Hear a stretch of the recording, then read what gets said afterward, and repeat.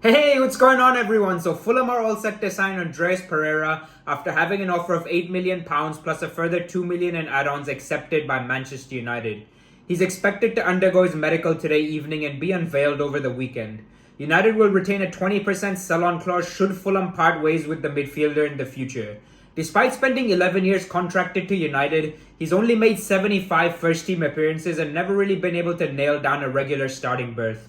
Although there were murmurs around Old Trafford that Erik ten Hag would have liked to keep him as a rotation option, this move is best for all parties as Pereira needs to be featuring week in, week out as a 26-year-old approaching the prime years of his career. Before getting into what he offers on the pitch, I'll be breaking down his career to date because his background in the trials and tribulations he's had to face are unique and have shaped what appears to be a fragile mentality which both the coaching staff as well as supporters of whichever club he's at will have to look after. Pereira was born and raised in Belgium and represented his local side Lommel United from the age of 6 to 9 before being snapped up by PSV Eindhoven's academy. After 6 years in the Netherlands, he caught the attention of clubs all around Europe after impressing in a global youth tournament organized by Nike. The likes of Arsenal, Chelsea and Liverpool were vying for his signature, but Man United sealed the deal after a personal visit from then-manager Sir Alex Ferguson in 2011.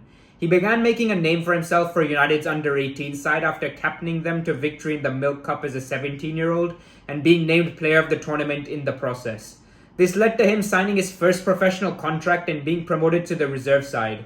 Over the next couple of seasons, he was given game time by Louis van Gaal, who garnered a reputation for providing youngsters with an opportunity to feature for his side despite being under pressure to keep hold of his job.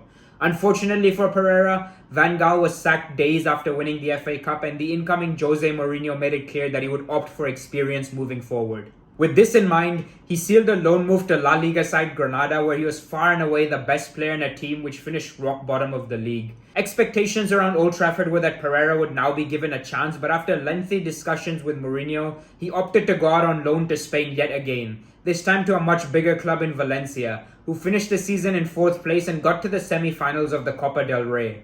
While Pereira wasn't quite as impressive as in the previous season, he gained some much-needed experience by competing for a spot against midfielders such as Jeffrey Kondogbia, Dani Parejo, and Francis Coquelin. He returned to Old Trafford and was arguably United's best player on pre-season tour, something which has been a recurring theme throughout his career and has earned him the nickname Pre-Season Pirlo.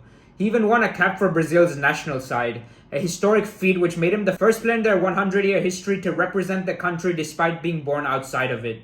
Taking everything into consideration, Mourinho finally gave in and started him in the first league game of the 2018-19 season against Leicester, but rather bizarrely refused to give him game time thereafter. Eventually, he was sacked with Ole Gunnar Solskjaer brought in, who gave him ample opportunities to impress over the next couple of seasons. While Pereira looked technically capable, he would drift in and out of games that could quite clearly feel the weight of expectations placed on Man United players by the media, supporters, and footballing world as a whole. In the space of 2 years, he went from being a player everyone wanted to see starting to one that needed to be sold at all costs, even though the truth was probably somewhere in between. Low on confidence, he opted to head to the Serie A to play for another giant of the game in Lazio.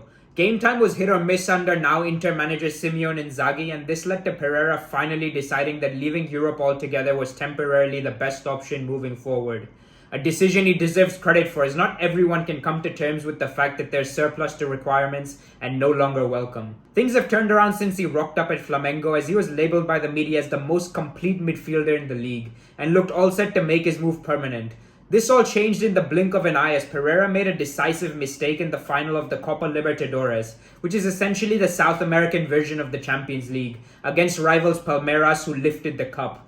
Given the ups and downs Pereira has been through in his career, he came back strongly and wanted to remain in Brazil, but appears to have had his head turned by Marco Silva, who reportedly sees him as a key part of his plans to beat the drop next season. Now that you have an idea of what Pereira has been through, here's what he gets up to on the pitch. In terms of his style of play, he's a highly versatile midfielder who can play as a 10 in the center of the park or even out on the wing. He's got immense quality on the ball and with time and space can bring out the tricks while embarking on mazy runs against opposition defenders. The man has a rocket of a shot in his locker too, and those at Craven Cottage can expect him to attempt long ranges from well outside the box whenever the opportunity arises. He's also a dead ball specialist who is often placed on corner and free kick duties, although curiously not on penalties. In spite of this ability, his crossing can be wayward due to poor accuracy, which is one of numerous contradictions within his game. He's also extremely hardworking and has a real chip on his shoulder, something which sees him getting booked for flying into challenges or scoring up to opponents regularly, which can either be a positive or negative depending on the circumstances. The biggest disappointment of them all with Pereira, however, is his decision making, which has single-handedly stopped him from becoming an elite level player. He keeps the ball for too long instead of releasing it on the break, or ends up attempting a Hollywood pass when a simple square ball to build up an attack would suffice. A byproduct of this is poor link-up play, often leaving his teammates frustrated and bemused. Fixing and or hiding these deficiencies will come down to coaching and man management. Pereira has always been somewhat of an afterthought at the clubs he's been at, and with someone like Marco Silva putting an arm around his shoulder, we could finally see him reaching the heights that were expected of him in the under-23s. Confidence is an underrated aspect of the game. Jesse Lingard, for example, had terrible numbers at United but looked like a world beater at West Ham, only to find himself spending an entire year on the fringes again upon completion of his loan. Ravel Morrison looked like his career was done for after a handful of appearances across 13 clubs in 11 seasons, until Wayne Rooney backed him at Derby and saw his faith repaid with excellent performances. Something one can only hope repeats itself with Pereira. Overall, this is a really interesting move and one that I really hope works out for the kid. I've bumped into him before when I was living in Salford, and he came across as a really nice, friendly and humble lad who loves the sport but doesn't enjoy the fame and media exposure that comes with it, which is arguably the polar opposite of players in contemporary society. Time will tell whether this one is a success, but one thing's for sure. The next year will make or break Pereira's reputation amongst fans of English football. Cheers for tuning in, guys. I've seen this boy's career from start to, well, not finished, but where it is today, so you can ask me any questions that might come to mind. Please do consider liking the video if you found it useful and subscribe for more football-related content. I'd love to hear your thoughts in the comments down below and hope all of you have a wonderful weekend. Take care.